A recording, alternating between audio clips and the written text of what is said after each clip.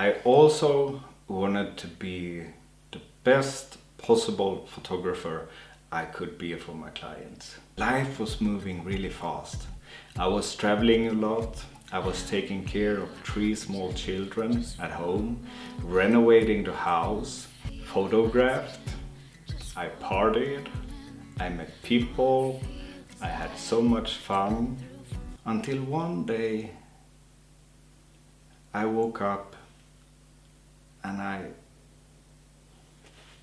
I couldn't even get out of bed.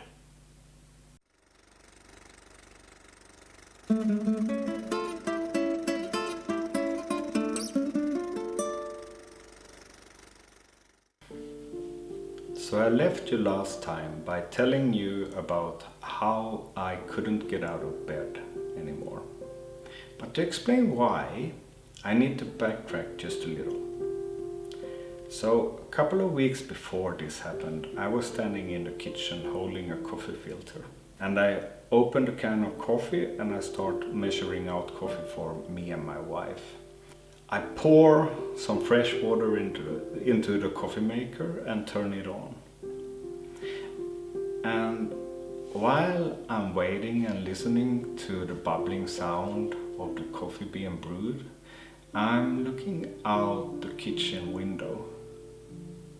And I think to myself, when did I start considering myself being a victim? Now I realized that I felt like life was happening to me, not for me, and that I was not in control. And I decided that's enough.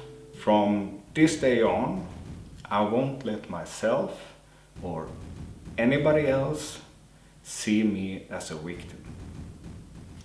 But it was too late. See, I had been struggling for too long. I have tried all the tips and tricks that I learned from my fellow photographers. I had been through trainings and courses to get certificates to show that I was professional. I applied to this Swedish organization for wedding photographers to get more bookings. I applied for a global one for more adventurous brides. I tried and did it all. But I still wasn't making enough to provide for my family. And on top of that, all these unwelcome thoughts start showing up in my head. I'm not smart enough. If I try, I will only fail. There are so many other photographers that are better than me. It's just selfish. Very selfish. Trying to do this for myself, risking my family and everything.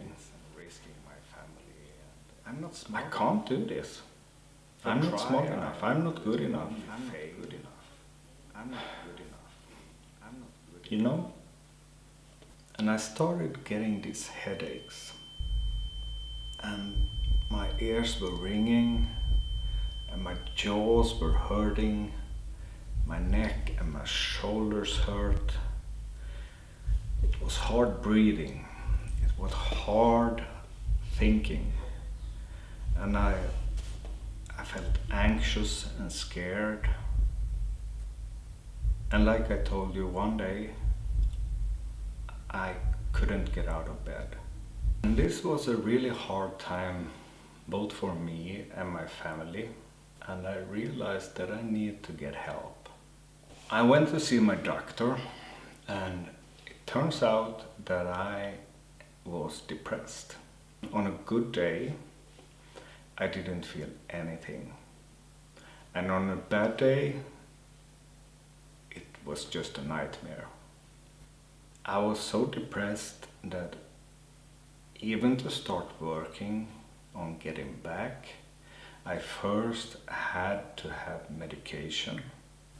The medication helped me from drowning and just, getting my head above the surface so I could start slowly swimming back ashore.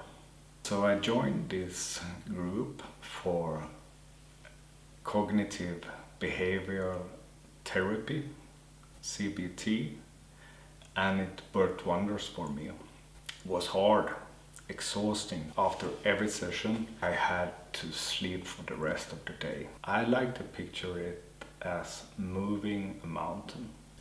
I could see so many problems with myself and with my life. It felt and seemed like an impossible mountain to move. But when I got close to the mountain, I could see rocks.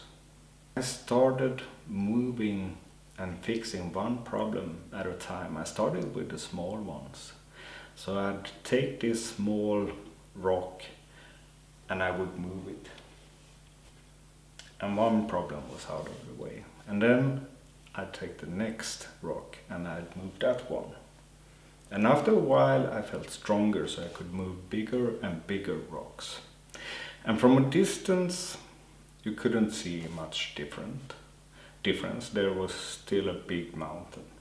But I knew that I was moving the mountain. And that work took me a long time. And I had to look deep into myself. And I needed support.